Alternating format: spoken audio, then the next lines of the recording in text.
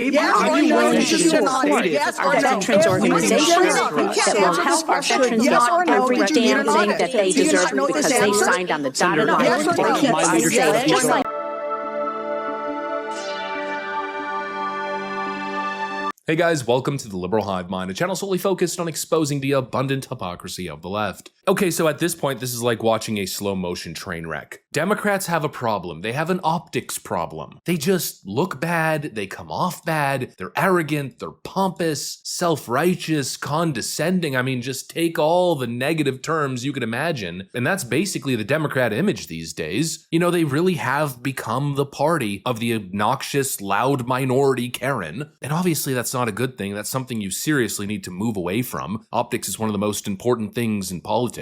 But Democrats didn't get the memo. Democrats, I don't think, have the ability to look at themselves critically. I don't think they can see it. I don't think they understand it. And so they're doubling down. And it's just so cringe. Oh, it's so bad. The Democrat Party these days is the result of a very simple equation, and that's being loud, obnoxious, self-righteous, and rude, all while being completely freaking ignorant on the facts, you know, just straight up being wrong. It's such a horrible recipe. It's a recipe for disaster, and I think that recipe was on full display today in Congress as Pete Hegseth was getting grilled by the Democrat cavalry. This picture that's just bouncing around all over the internet is basically the perfect visual summation. They've completely lost their minds, folks. Let me show you guys exactly what's going on. We got some stuff to get into, so let's roll the tape. Oh boy, so the Democrats just can't help themselves, can they? Pete Hegseth is most likely going to be confirmed as Secretary of Defense. He's getting massive support from the veteran community. Republicans are lining up behind him, and X is flooded with posts showing military veterans supporting Pete Hegseth.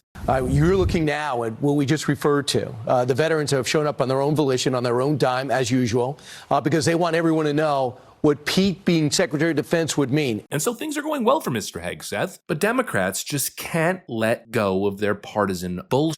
They just can't sit this one out and take the L gracefully. No, no, no. They've got to kick, scream, and make total fools of themselves in the process. Holy moly. Cue Elizabeth Warren, our favorite pretend Native American, who's back at it again, screeching like a damn banshee as she grills Pete Hegseth. Let's just stop. Priorities other than standards, lethality, and meritocracy have driven decision-making. I'm quoting you from the podcast. Women shouldn't be in combat at all. Yep, there she is, virtue signaling her little heart out about how Pete Hegseth said women are not fit for combat, except that's not what he said at all. You see what I mean? How Democrats are always squawking, they're always so loud, they're so arrogant and vicious, but they're always freaking wrong. Righteousness, I mean extreme righteousness, while being ignorant and wrong on the issues. It is a horrible, horrible combination. Pete has been very clear on his view. For me, this issue has always been about standards. Senator, the concerns I have and the concerns that many have had, especially in ground combat units, is that in pursuit of certain percentages or quotas, standards have been changed. And that makes the combat more difficult let me make a for everybody suggestion involved. about what As he clearly explained, his concern isn't about women serving in combat, it's about the lowered standards that are now being applied so the DEI quotas could be filled. That's what Pete Hegseth has an issue with. Because surprise, surprise to literally no one, when you lower the bar to let people into combat roles who wouldn't otherwise qualify, it creates a real risk for the troops who are on the ground engaging in operations. And yes, the biological reality is that it's going to be mostly women who will be failing these certifications. It's not about feminism, it's not about politics, it's not misogyny, it's about keeping people alive in the combat zone. And you'd think that Elizabeth Warren would be able to wrap her head around this very simple concept, but alas, it's Elizabeth Warren that we're talking about here. And when it comes to Elizabeth Warren, well, the circus never stops, right? And obviously I'm saying that to segue to the next clip because, yep, the circus doesn't stop here. Oh no, Elizabeth Warren had more pearls of wisdom to offer. Take a look at this absolutely priceless moment. In other words, you're quite sure that every general who serves should not go directly into the defense industry for 10 years. But you're not willing to make that same pledge? I'm not a general, Senator.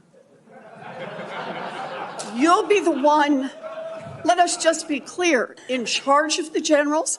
I mean, the room just lost it. Elizabeth Warren is setting the bar so incredibly low, it's unbelievable. I mean, imagine thinking that you've got this great gotcha moment, only to get completely dunked on by your own ignorance. I guess the classic result of being pompous, self-righteous, and completely ignorant. But at the end of the day, what's obvious is that it's all partisan. It's all a freaking show. It's just Democrat politicians who want to get their moment in front of the camera. It's their time to shine, because obviously Elizabeth Warren's going to run for president again. And so no, it's not about actual qualifications. It's not about Pete Hegseth. It's about the fact that he's a Republican. And Senator Mark Wayne Mullen, I think, did a great job at highlighting this. But in general, the U.S. Secretary of Defense position is filled by a civilian.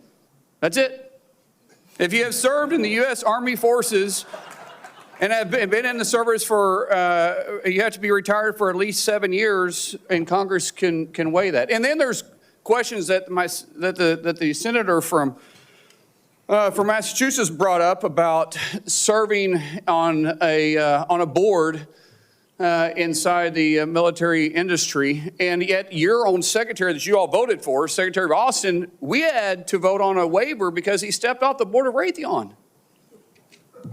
But I guess that's okay because that's a Democrat Secretary of Defense. But you so quickly forget about that. And then Senator Kaine, or I guess I better use the senator from Virginia, starts bringing up the fact that what if you showed up drunk to your job? How many senators have showed up drunk to vote at night? Have any of you guys asked them to step down and resign from their job? And don't tell me you haven't seen it, because I know you have. And then how many senators do you know have got a divorce before cheating on their wives? Did you ask them to step down? No. But it's for show. You guys make sure you make a big show and point out the hypocrisy because the man's made a mistake. And you want to sit there and say that he's not qualified? Give me a joke. I mean, it is so ridiculous that you guys hold yourself as this higher standard and you forget you got a big plank in your eye.